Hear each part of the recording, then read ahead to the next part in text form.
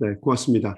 오늘 우리에게 주시는 하나님의 귀한 말씀은 시편 46편의 말씀입니다. 시편 46편, 고라 자손의 시편입니다. 우리 한 절씩 돌아가면서 교독하도록 하겠습니다. 하나님은 우리의 피난처시요 힘이시니 환난 중에 만날 큰 도움이시라. 그러므로 땅이 변하든지 산이 흔들려 바다 가운데 빠지든지 바닷물이 솟아나고 뛰놀든지 그것이 넘침으로 산이 흔들릴지라도 우리는 두려워하지 아니하리로다. 한 시내가 있어 나뉘어 흘러 하나님의 성 곧 지존하신 이의 성소를 기쁘게 하도다. 하나님이 그 성 중에 계심에 성이 흔들리지 아니할 것이라. 새벽에 하나님이 도우시리로다. 문나라가 들며 왕국이 흔들렸더니 그가 소리를 내시되 땅이 녹았도다. 만군의 여호와께서 우리와 함께 하시니 야곱의 하나님은 우리의 피난처시로다. 와서 여호와의 이름을 부르자. 그가 땅을 만드셨도다. 그가 땅끝까지 전쟁을 쉬게 하시며 활을 꺾고 창을 끊으며 수레를 불사르시는도다. 이르시기를 너희는 가만히 내가 하늘을 됨을 알지어다. 내가 문나라 높음을 받으리라. 내가 세계 중에서 높음을 받으리라 하시도다. 우리 다 같이 읽습니다. 만군의 여호와께서 우리와 함께 하시니 야곱의 하나님은 우리의 피난처시로다. 아멘. 아멘. 오늘 말씀은 시편 46편의 말씀입니다. 46편 그렇죠? 사람들은 누구나 다 예외 없이 안전지대, 세이프티 존을 찾습니다. 사건이나 사고가 없고 싸움이나 전쟁이 없는 곳에서 살고 싶어 합니다. 평안한 곳을 끊임없이 사람들은 추구하고 찾아다닙니다. 그런데 안타깝게도 세상에는 그런 곳이 없습니다. 우리가 사는 미국을 사람들은 지상 낙원이라고 생각을 합니다. 미국, 참 편하고 좋은 나라임에 틀림이 없습니다. 그렇지만 아무리 미국이 좋아도 어떤 곳에는 폭염과 추위 때문에 고통을 받기도 하고 또 반대로 동시간 속에서도 어떤 곳은 폭염 때문에 고생을 하기도 합니다. 또 어떤 곳에서는 터네이도 때문에 그리고 또 다른 곳에서는 허리케인 때문에 그리고 또 다른 곳에서는 지진이 시드 때도 없이 일어나서 불안과 공포에 시달리며 살기도 합니다. 제가 이 아틀란타 오기 전에 LA에서 살았는데 거기는 뭐 지진이 일어나요. 집 전체가 그냥 움직입니다. 여러분 그런 체험 하시고 싶진 않죠? 뭐 굉장히 드릴이 있습니다. 드릴이 있어요. 집이 막 움직이고 다 폭삭 내려앉을 것 같은 그런 느낌을 늘 받아요. 불안하고 두렵죠. 이런 모든 것을 다 피해서 좋은 곳이라고 생각해서 어떤 곳에 아무것도 피해가 없는 곳에 가서 정착을 하다 보면 예상하지 못했던 또 다른 일이 기다리고 있는 것을 우리는 체험하게 되죠. 한마디로 얘기해서 세상에는 세이프티 존, 안전지대라고 하는 것이 없다라는 이야기입니다. 어느 젊은 부부는 미국에서도 가장 안전한 곳에서 자녀들을 기르고 싶었습니다. 그래서 아주 비싼 동네로 이사를 갔어요. 점잖은 이웃들 그리고 소위 사회에서 잘 나가는 엘리트들이 모여 사는 곳에서 살려고 그곳으로 비싼 돈을 주고 이사를 갔습니다. 또 아이들이 학교 수업을 마치고 나면 안전하게 집까지 올 수 있도록 그 세이프티 존, 안전지대, 스쿨 존이라고 하잖아요. 그 안전지대가 많이 있는 곳으로 이사를 갔습니다. 그런데 어떤 정신 나간 사람이 약을 먹고 운전을 하는 바람에 그 아들을 차로 받아서 죽이고 말았습니다. 아들이 죽은 곳, 아들이 피를 흘리며 죽은 곳에 그것이 어디였냐면 세이프티 존, 안전지대였어요. 그러니까 이 부모가 생각할 때는 세이프티 존이라고 생각해서 안전지대라고 생각해서 이사 간 곳이 바로 이 아이가 죽는 자리였던 거죠.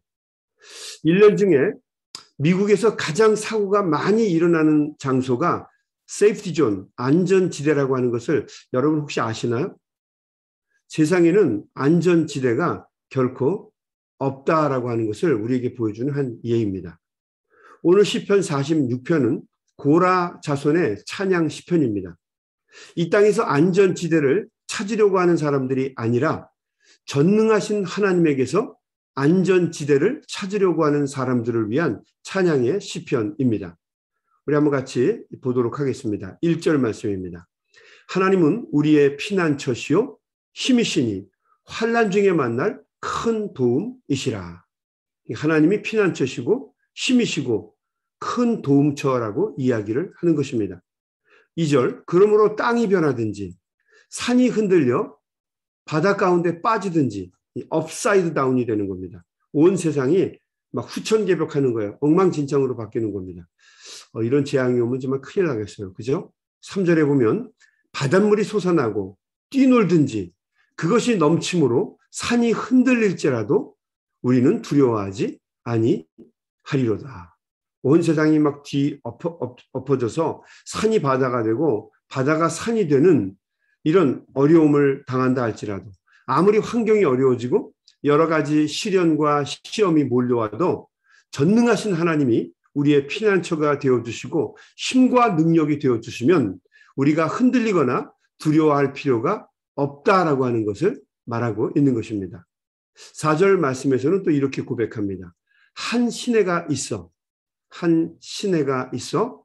나뉘어 흘러 하나님의 성 곧 지존하신 이의 성소를 기쁘게 하도다. 이렇게 되어 있습니다. 한 시내가 있다. 여러분 그 팔레스타인이라고 하는 지역은 가도 돌 자갈밭입니다. 조금만 옆으로 빗나가도 사막입니다. 근데 그렇게 물 구경하기도 어려운 곳에 시냇물처럼 졸졸졸졸 물이 흐르는 거예요. 상상할 수도 없어요. 가도 돌 자갈밭이고 사막입니다. 이런 팔레스타인 지역에서 한 시내가 있다. 끊기지 않고 계속 흘러내려오는 시내가 있다라고 하는 표현은 생명의 근원을 이야기하려고 하는 말입니다. 한 시내가 있다. 생명의 근원이 있다라고 하는 얘기야. 창세기도 그렇고요. 요한계시록에서도 그렇고 시내는 항상 생명의 근원을 상징하는 말입니다. 그 생명이 하나님의 성소에 흐른다라고 하는 이야기예요. 5절 볼까요? 하나님이 그 성 중에 계심에 성이 흔들리지 아니할 것이라. 새벽에 하나님이 도우시리로다. 생명의 근원이 하나님이 계신 성소를 이렇게 감싸고 흐릅니다. 그 성 가운데 하나님이 계세요. 그리고 그 하나님이 새벽에 하나님이 우리를 도와주시리로다. 새벽에 하나님께 부르짖는 자, 또 새벽에 만날 만한 때에 여호와 하나님께 부르짖는 자의 기도를 하나님께서 경청해 들으신다라고 하는 이야기입니다. 그래서 우리가 새벽에 하나님께 부르짖는 겁니다. 성경을 보게 되면 하나님의 역사가 일어나는 시간이 대부분 새벽이에요. 좀 신기하죠? 동틀 무렵에 하나님은 어김없이 깨어서 기도하는 성도들의 기도와 간구를 들으시고 그 기도를 들어 응답하신다는 거죠. 예수님도 그랬고 야곱도 약복강 나루터에서 간절하게 부르짖고 기도할 때도 그랬습니다. 항상 새벽에 하나님이 도와주셨어요. 다윗도 마찬가지예요. 고난과 역경 가운데서 밤새워 기도하다가 새벽 미명이 되었을 때 하나님께서는 그 부르짖음을 들으시고 도와주시고 인도해 주셨다는 거죠. 오늘도 이 아침에 하나님께 간절한 마음으로 기도하는 우리 귀한 성도들의 부르짖음 속에 하나님의 놀라운 역사가 있게 되시기를 주님의 이름으로 간절히 축원합니다. 아멘. 주 이름으로 축원합니다. 아멘. 네, 고맙습니다. 네, 6절 말씀에 문 나라가 떠들며 왕국이 흔들렸더니 그가 소리를 내시며 땅이 녹았도다. 온 세상이 흔들릴 만한 혼돈이 있습니다. 엉망진창이 돼요. 그래도 하나님께서 한 말씀 하시니까 어떻게 돼요? 땅이 녹습니다. 이게 아주 인상적인 표현이에요. 땅이 막 난리가 치고 막 엉망진창이 되어도 하나님이 스탑 하시면 어떻게 돼요? 땅이 녹는다는 겁니다. 이것은 마치 신약 성경에서 그 미친 광풍이 불어서 제자들이 탄 배를 막 흔들잖아요. 그때 우리 주님께서 백고물에서 손을 베고 주무시고 계셨어요. 제자들은 깨웠고요.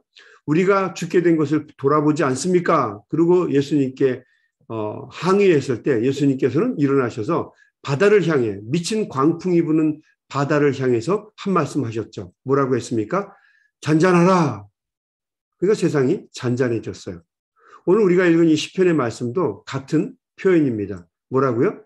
잔잔하라 하니까 어떻게 됩니까? 땅이 녹습니다. 하나님이 한 말씀 해주시면 잔잔해진다는 거예요. 하나님이 엘샤다이, 전능의 하나님이시다라고 하는 것을 말하고 있는 구절입니다. 우리의 인생이 힘들고 어렵고 광풍이 들어서 어떻게 할 바를 몰라도 하나님이 한 말씀 해주시면 된다는 거죠. 조용히 있어라 하는 거예요. 그러면 엘샤다이 하나님, 전능의 하나님의 말을 듣고 땅이 녹는다라고 하는 이야기입니다. 이 역사가 정말 우리의 삶 속에 일어났으면 정말 좋겠습니다. 이 8절과 10절 말씀 보겠습니다. 와서 여호와의 행적을 볼지어다. 땅을 황무케 하셨도다. 10절 볼까요? 이르시기를 너희는 가만히 있어. 내가 하나님 됨을 알지어다. 내가 열방과 세계 중에서 높임을 받으리라 하시도다. 너희는 가만히 있어. 하나님이 하나님 되심을 보라는 것입니다. 전능하신 하나님이 피난처가 되어주시고 힘과 능력이 되어주시는 것을 be still and take a look at that. 그리고 어떻게 해요? 보라라고 하는 거죠. 가만히 있으면서 보라는 거예요. 성경을 보면 이렇게 be still, 가만히 있어라라고 하는 구절이 굉장히 많아요. 이 사람이 이렇게, 여러분 우리 어떤 물건 같은 거를 들 때도 오지 않아도 되는데 뒤늦게 와가지고 이렇게 손 보태고 나서 그냥 온갖 숨은 다 몰아내는 사람 있죠. 전문 용어로 좀 얄미운 사람들이 있죠. 오려면 빨리 오든지. 근데 하나님은 그런 거 막으시는 거예요. 오지 마라. Be still. 가만히 있으라는 거죠. 그리고 전능하신 하나님이 어떻게 하시는가를 보라라고 하는 것입니다. 그러니까 하나님의 능력, 엘샤다이 하나님, 전능하신 하나님을 보여주려고 하는 것입니다. 여러분, 사탄은 우리가 기도하는 것만으로는 항상 부족하다고 이야기합니다. 기도에다가 뭔가를 자꾸 끼워 넣으려고 해요. 사단은 우리에게 이렇게 얘기합니다. 기도도 중요하지만 인간적인 노력도 필요하다라고 얘기합니다. 그래서 이런 속담도 있잖아요. 하늘은 스스로 돕는 자를 돕는다. 우리 기독교인들도 뭐 그런 얘기 많이 해요. 스스로 돕는 자를 돕는다. 하나님은 노력하는 자를 도와주신다라고 말합니다. 물론 이 말들이 전혀 틀린 건 아니에요. 우리가 해야 될 몫이 있는 것도 맞습니다. 그러나 사탄의 생각의 핵심은 기도의 능력을 반감시키는 데 있어요. 우리의 관심을 인간의 노력 쪽으로 돌리려고 하는데 사탄의 숨은 의도가 있습니다.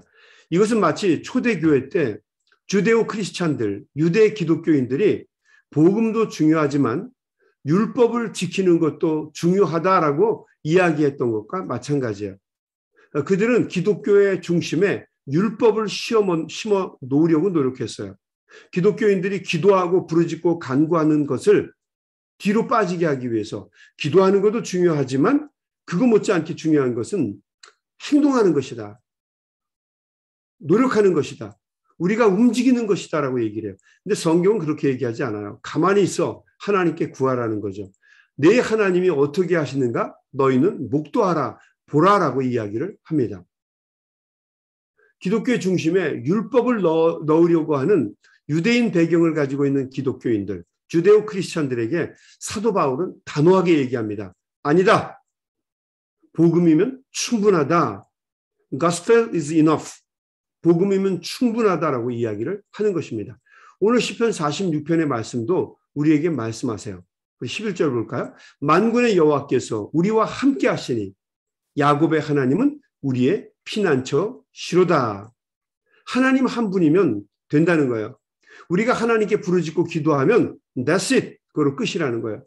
하나님이, 야곱의 하나님이 우리의 피난처가 되어주시고 다시 1절로 돌아가면 어때요? 힘이 되어주시고 능력이 되어주시고 우리의 모든 것을 붙잡아 주시는 분이다라고 하는 거예요. 하나님 한 분이면 피난처가 되고 또 구원이 된다라고 하는 것을 선포하시는 말씀입니다. 여러분, 하나님 한 분이면 충분합니다. 그래서 우리가 기도하는 거죠. 안전지대라고 하는 것은 여러분 잘 기억하십시오. 공간의 문제가 아니라 대상의 문제입니다. 공간의 문제가 아니라 대상의 문제. 어디에 있느냐가 아니라 누구와 함께 있느냐가 중요하다는 거죠. 누구와 함께 있느냐가 안전지대를 결정합니다.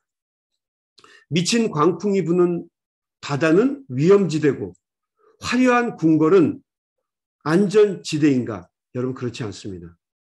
주님이 계시면 풍랑이 있는 그 바다 위도 안전지대가 될 수 있지만 우리 주님이 계시지 않으면 화려한 편안한 궁궐 속에서도 위험을 경험할 수 있다.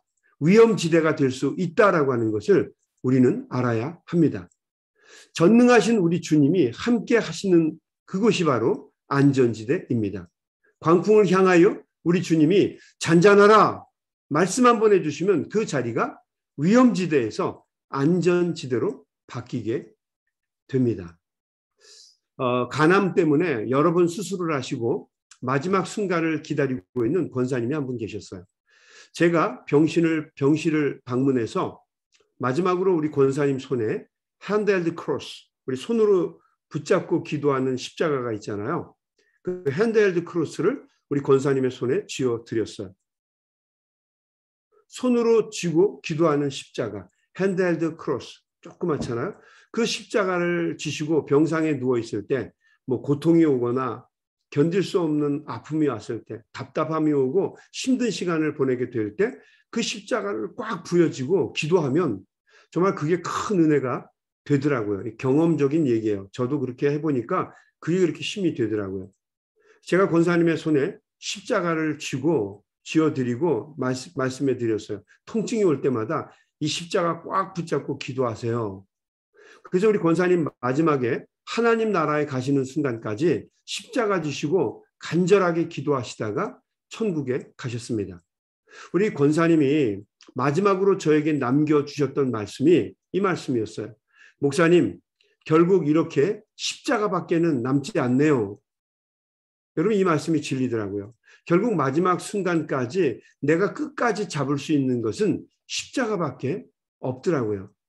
병 때문에 고생하셨지만 병마에 굴복하지 않으시고 감사하면서 정말 하나님의 나라에 들어간 것과 같은 맑고 화려한 얼굴, 환한 얼굴로 하나님의 나라에 가셨습니다. 이 권사님을 통해서 제가 배운 것이 있는데 주님을 붙잡으면 죽음도 이길 수 있다라고 하는 것을 저는 깨닫게 되었어요. 결국 주님을 꽉 쥐면 죽음 속에서도 위로와 용기를 경험하고 새 힘을 얻게 되지만 반대로 주님을 잃어버리게 되면 건강 속에서도 위태로운 삶을 살 수밖에 없는 것이 인생이라고 하는 것을 알았습니다. 여러분 오늘도 우리 생명의 근원이 되시고 우리 인생의 피난처가 되시는 우리 주님을 꽉 붙잡을 수 있게 되기를 바랍니다. 그 주님 꽉 붙잡고 오늘도 이 새벽에 간절한 마음으로 기도하실 때에 하나님이 위로부터 주시는 크고 놀라운 능력과 은혜가 오늘 이 아침에 간절한 마음으로 기도할 때에 우리 성도님들 한 사람 한 사람에게 임하시기를 주님의 이름으로 간절히 축원합니다. 아멘. 네, 우리 한번 같이 기도하겠습니다. 하나님 아버지 감사합니다. 오늘도 시편 46편을 통해서 우리 하나님께서 우리의 피난처가 되어주시고 환난 날에 만날 반석이 되어주시고 힘과 능력이 되어주심을 오늘도 다시 한번 확인하고 깨달았습니다. 하나님 우리가 이 땅을 살아가면서 특별히 어렵고 힘든 시대를 살아갈 때마다 겸손하여지게 하시고 하나님 앞에 기도하는 종들이 될 수 있도록 인도하여 주시옵소서. 우리가 부르짖고 기도하면 하나님께서 도와주실 것을 믿습니다. 하나님께서 우리 인생을 향하여 꾸짖어 주시면 악한 원수마귀 세력이 물러나게 되고 우리의 삶이 평탄한 삶이 되게 될 줄로 믿습니다. 우리가 겸손한 마음으로 주님께 부르짖게 하시고 오늘도 이 아침에 간절한 마음으로 기도할 때에 우리가 중보기도를 드릴 때에 힘과 능력 되시는 우리 주님께서 우리 귀한 종들 한 사람 한 사람 한 심령마다 붙잡아 주시고 우리가 드리는 기도가 하나님의 전에 상달되는 놀라운 역사가 있도록 하나님 함께하여 주시옵소서. 예수님의 이름으로 간절히 기도 올리옵나이다. 아멘. 아멘. 여러분, 제가 여러분에게 광고 드렸던 것처럼 우리 한주희 집사님 위해서 꼭 기도해 주시고, 또 우리 온유 위해서 기도해 주시고, 또 우리 김종우 장로님 위해서 기도해 주시고, 기도가 필요한 분들이 참 많은데, 또 여러분 개인의 기도 제목을 놓고 오늘도 간절한 마음으로 하나님 앞에 기도하시다가 세상으로 나아가시기를 바랍니다. 우리 한번 다 같이 통성으로 기도하겠습니다.